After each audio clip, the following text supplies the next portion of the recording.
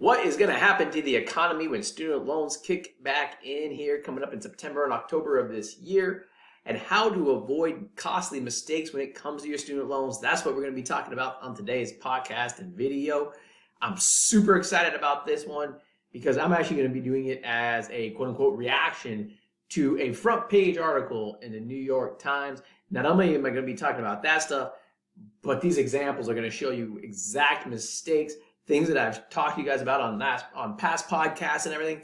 It's going to show you examples of what basically not to do, okay? Before we jump into it, welcome to the podcast. If this is the first time you're listening, be sure to subscribe. If you're watching it on YouTube, welcome as well. Be sure to subscribe, hit the like button, hit the notification bell. It helps us. When you guys subscribe, you get notified when new episodes come out. Last thing, share this with your friends. If you do all those things, it helps us, it helps you, it helps everybody involved. Thank you very much for joining us today. Like I said, this is an article that I'm going to be reacting to, and I'll be talking about how this affects you with the economy and everything else that is coming down the pike. So let me pull up this article again. This is from the New York Times front page of the website this morning. Okay, title is Student Loan Pause is Ending with Consequences for the Economy. And I've been asked this a lot the last couple days because, as you guys know, my background's in investments. I always say about a recession, you know, whenever you have a recession or the stock market plummets, valuations and all these things can be all over the place. They can be horrible. There's always got to be a catalyst to make the market go down. Is this student loan pause ending that catalyst?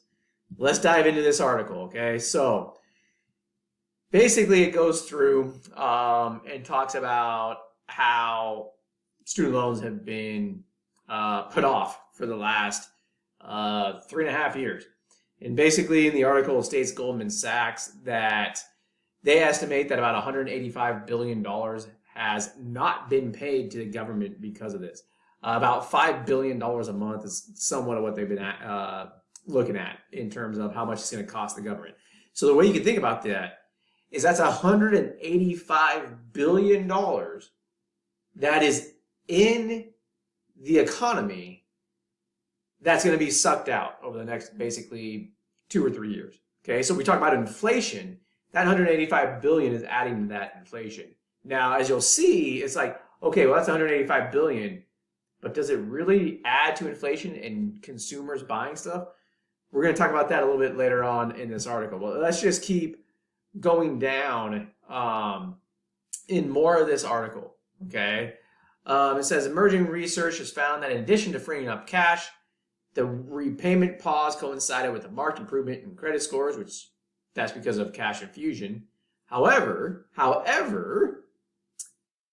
it also removed delinquencies from the credit report for student loans, which means credit scores go up, but that might not be a good thing. Why? Because I did, probably 2 years ago, and I did a podcast that said the majority of people are not going to use this repayment pause to take advantage of it.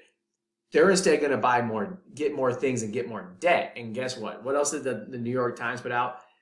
It let people take on more debt to buy cars, homes, and daily needs using their credit cards. Okay? Raising concern that monthly bills are going to be maxed out when student loans restart. Okay? Now, how much do they get increased? We're going to touch on that in a minute as well. Now, this is one of the parts where I started reading these articles and I'm just like, So I'm going to point one of these things out because I've talked about this in podcasts before. It quotes a woman by the name of Laura Beamer from the Jane Family Institute. I like the Jane Family Institute. I've done some work with them in the past. I know who they are. Nothing wrong with them, but I just want to point out this quote. It says, basically she's talking about the student loan repayment pause ending. She says, it's going to quickly reverse all the progress that was made during the repayment pause, especially for those who took out new debt in mortgages or auto loans. Notice that word, reverse all the progress. Taking out more debt, especially like auto debt and whatnot, that is not progress. That's just going backwards. That's just replacing one debt with another debt. That's not progress. Okay? But when you look at economic people and academics, a lot of times what they're doing is looking at numbers. So they're looking at consumer spending going up. And they're looking at these things like they're good, like driving stock prices. But that's not necessarily good. Again, it's just replacing one debt with another debt. All right. So anyways, getting back to the topic at hand.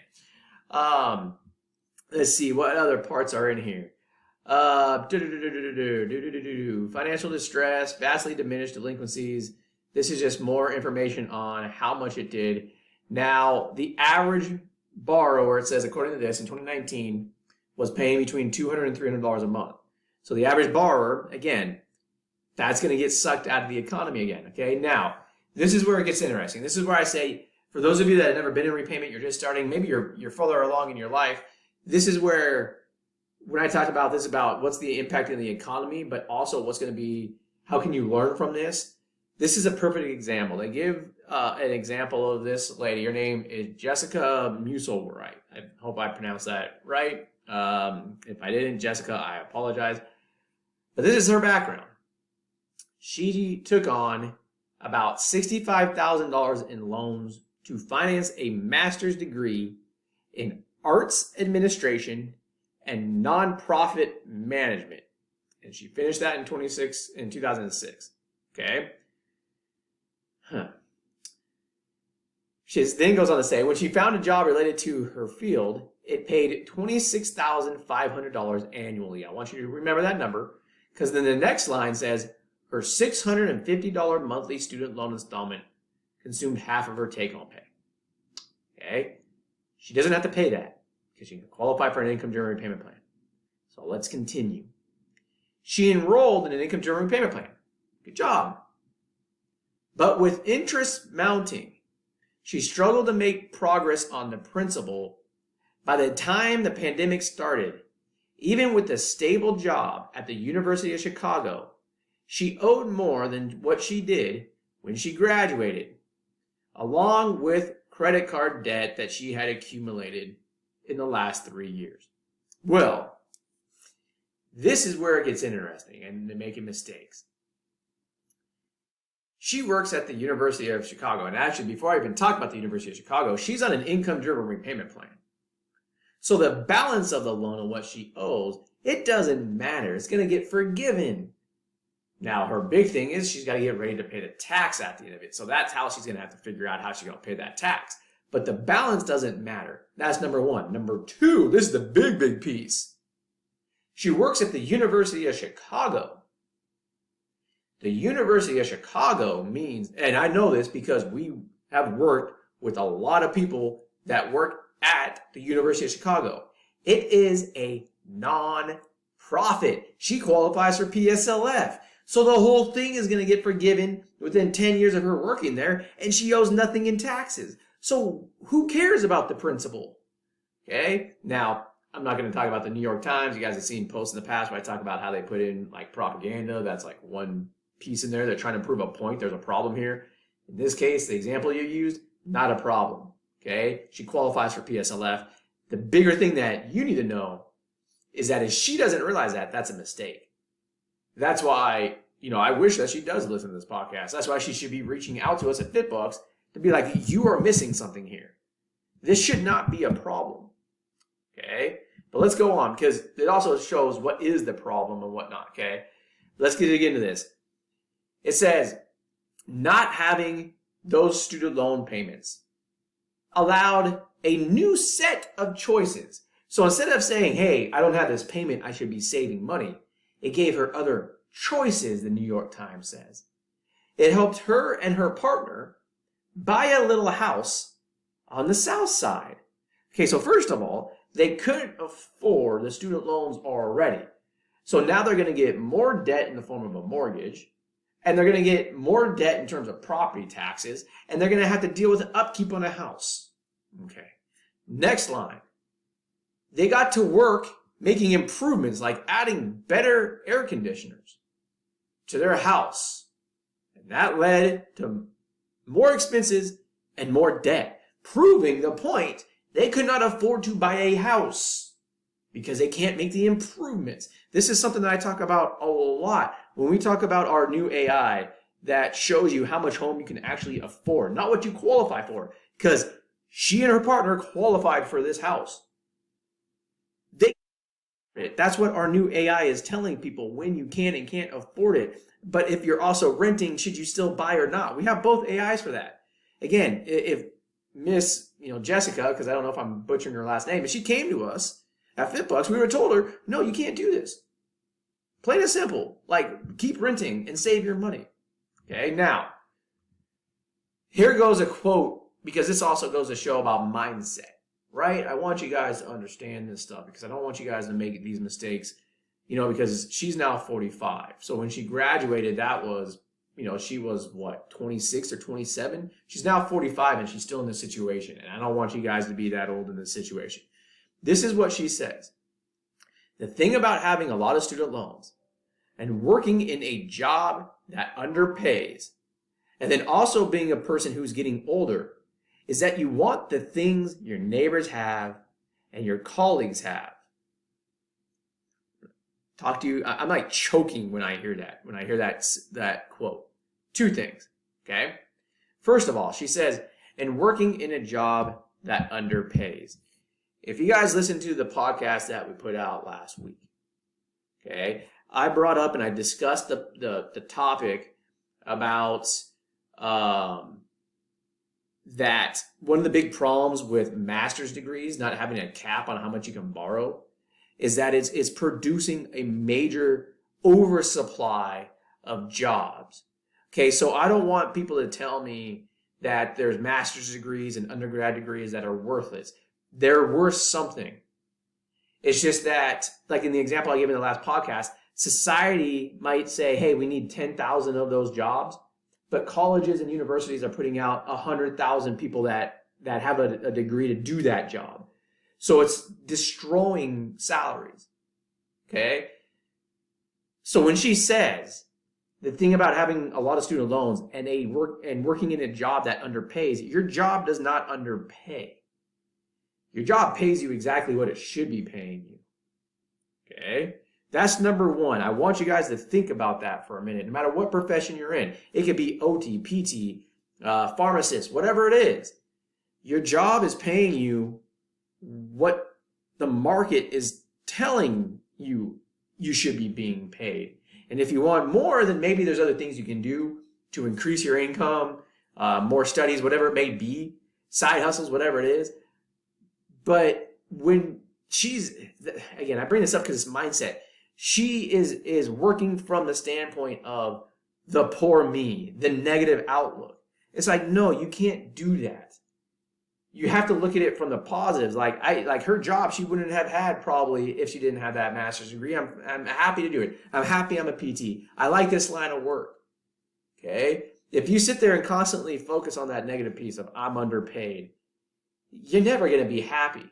Then the reason why I bring that up is because of her next line. You want the things that your neighbors have and your colleagues have. That's part of not being happy, that negative attitude. You always think that if you buy things, that you're going to get some type of notoriety from your neighbors and your colleagues, and that they're going to give you some happiness. But what you end up finding out, they don't do that. So you just keep buying more and more and more. This person, when I hear this, again, I'm going on like a psychological rant on this one. This person's not happy with themselves. That's the problem. So it's hurting her financially because she thinks that if she just keeps buying things and having what her colleagues have and her neighbors have, that somehow that's going to get her happiness. And instead it's making it worse and worse. And so this negative attitude, it just comes out in just this quote alone, it comes out. And so again, I wanted to talk to you guys about that because this is not something that we do with our AI at FitBucks or anything like this. But those of you that listen to our podcast a lot and our YouTube videos, I talk about mindset a lot. Our curriculum that we're putting into universities across the country in different programs, the first hour of that curriculum is all about mindset. This stuff, this piece, if she came to me and I was just like a counselor. She's like, I want you to coach me on my finances one-on-one. I'm going to pay you a lot to do this. I wouldn't even talk to you about her money. It's like, you got to get your attitude right first. Because if you don't get your attitude right, you're never going to solve these other problems. Period. Okay? So that's one of the big things I wanted to point out in this piece. Now, let's keep going on, because I don't want to, this is not a mindset episode, right? Like, we want to talk about the impact on the economy and mistakes, but that is a big mistake that I wanted to point out. Okay? So, she said that she doesn't know what her monthly payments are going to be coming up next. She might need to cut back. Yeah, I can pretty much guarantee you that you need to cut back. Okay, now this is where it gets interesting, because this is where it starts talking about the impact on the economy. And I'm going to add more light to this than what the New York Times has on here. Okay, it says that 52% of borrowers were in the same situation that she was in 2020, meaning that their balance was going up, which again, that doesn't matter because you're on an income-driven repayment plan. It's going to be forgiven anyways. It keeps going on, okay? Starts talking about some other stuff that I don't even want to touch on, but this is where it gets interesting.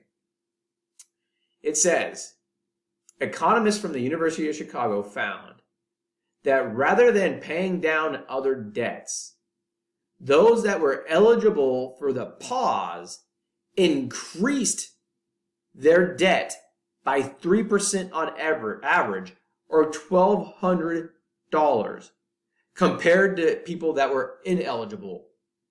So people that didn't have their loans forgiven versus those that are not forgiven, put on pause versus those that were paused. Those that were paused, their debt went up by 3% on average. Okay? Again, I'm just shaking my head. Okay? Put another way, this is what the CFPB, the Consumer Financial Protection Bureau, which is a government entity, this is what they found. That half of all borrowers whose student loan payments are scheduled to restart have other debts at least 10% more than what they were prior to the pandemic. Now, there are a lot of people are going to say, oh, because that's the pandemic, jobs, blah, blah, blah, blah. There was PPP. There was money coming out. I blame a lot more of it on inflation than anything. But later on in this article, it also says that, well, if student loans weren't delayed for so long, then a lot of this inflation stuff might not have happened. That credit card debt might not have been there. But that's a whole nother topic. I'm going to keep going on this because I really want to get to the point about the impact on the economy. The effect that this is going to have for people that were already delinquent is even worse. That population, their increase was over 12% more credit card debt and more than 4.6% more in auto debt.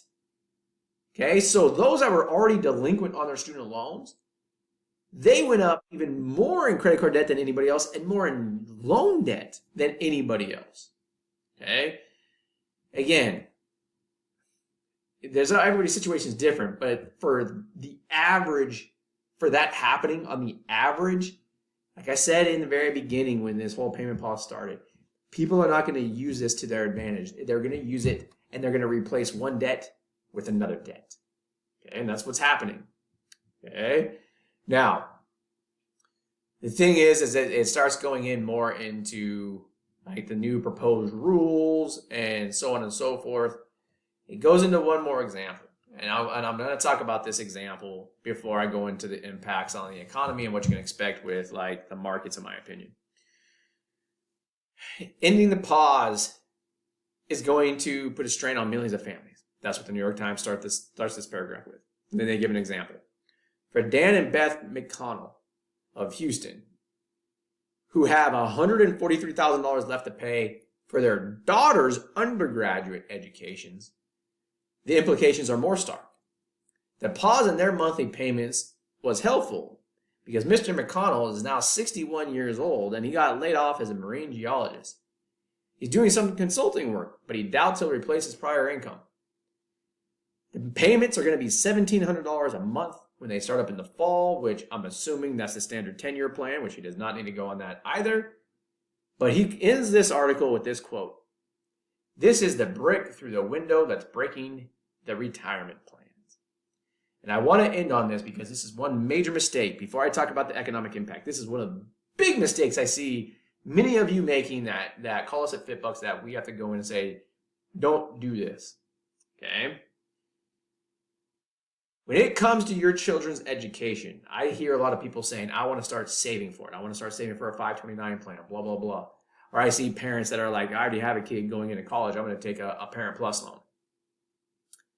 You don't need to save for your children's education, and you don't need to take a Parent Plus loan. Okay? And we'll go through with you why. First of all, most people do not have enough money to care for themselves.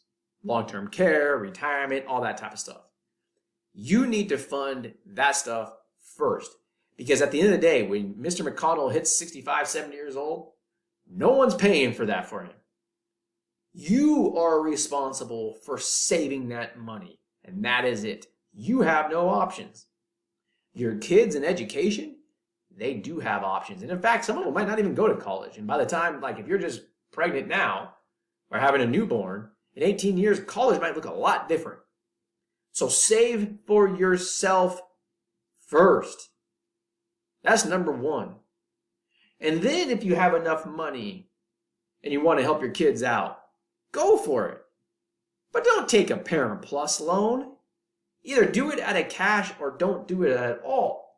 The reason being is because, again, your kids have options on how they fund school, especially for them, undergraduate education. There are so many grants and scholarships. Go to community college first. There's no reason why a parent between two kids should have $143,000 of undergrad loans. Like, what were, like, anyways, you don't want to get me started. I want to go back to the lesson on this for all of you guys. Save for yourself first. Make sure your retirement, your debt, your stuff is set up before ever saving for a college education for your children. All right. Now, the impact on the economy. All right, because this is something that I've seen a lot. People are like, $5 billion a month coming out, and it's not just $5 billion of the economy coming out. It's $5 billion coming out a month of people that spend a lot of money, like that, or getting into debt. Okay, and with that debt, they're buying and consuming. That has implications, okay? There's two implications. One, that money's coming out. Two, defaults might start rising. So we always talk about in finance, the stock market can be overvalued and all that type of stuff for a long time. Economic numbers can be horrible. Doesn't mean the stock market's going to go down. There's got to be a catalyst. Like in 2006, like we saw red flags all over the market and people were ignoring them. The catalyst was in 2007 when mortgages started defaulting and then banks started holding onto their credit and tightening their lending standards. And then in 2008 was when it boiled over. But that was the catalyst. This could be a potential catalyst. Okay. Now, do I think it's going to happen exactly this year? Primarily because there's some things that I think the Biden administration is going to roll out, so that way people that are in forbearance or that can't make the payments, that for a year they're going to be able to, push this stuff out, and it's not going to hurt. So there's going to be some stuff in there that people can do where it's not going to hit them that hard, and I don't think all that $5 billion a month is going to come out boom overnight, like in September or October. But I do think over a year to 2 years, it will impact the economy. And if we do see a rise in defaults and whatnot, then yeah, you can see a trickle down effect starting in 2024, 2025. You might see something, more hit a lot harder. Again, I think it has a potential, but at this point, it's one of those things where it's keep your eye on it, but it doesn't mean that this is going to drive the stock market down. That's just my opinion. If the stock market does go down, I think it's a number of other things that would make it go down beside, like, not this. This is not going to be like the catalyst that I'm hearing some people on Wall Street that are like, this is the catalyst to blow everything up, in October, and that the market's going to just plummet in October and November and December. It's like, yeah, no, it's not. I don't think it's going to plummet coming up because of this. Now, there might be other things coming down, but not because of this. So that's my take on the impact on the whole student loans starting again. What mistakes not to make. Like I said, at the end of the day, when I first started and I was telling you like about her stuff with PSLF and all this stuff, she could have avoided all of this if she just went and got help. Of course, I'm biased. Go to fitbucks.com and get help. Sign up. Talk to a FitBucks coach if you need in-person help. All that type of stuff. It's worth it. Go do it. You know, we have our special right now. It's $18.99 a month.